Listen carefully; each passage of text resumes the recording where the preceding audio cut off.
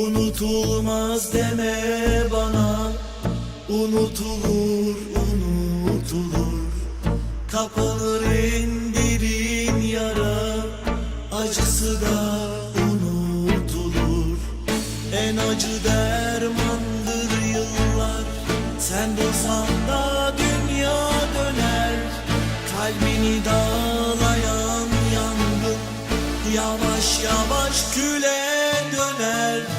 Bir rüyadır gelir geçer, her aşk bir gün hayal olur.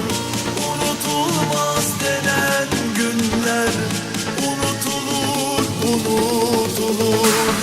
Bu hayat böyledir dostum, yaşanan gün mazi olur.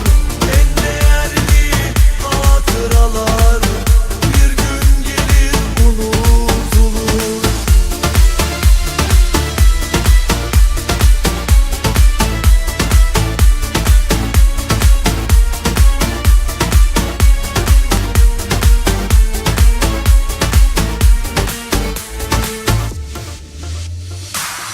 Unutulmaz deme bana, unutulur, unutulur.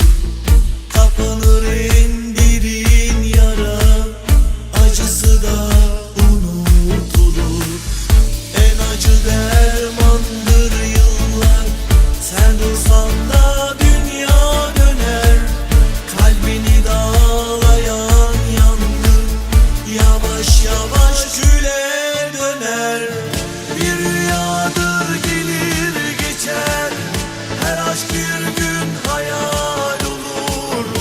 Unutulmaz denen günler unutulur, unutulur. Bu hayat böyledir dostum, yaşanan gün mazi olur. En değerli hatıralar bir gün gelir unutulur.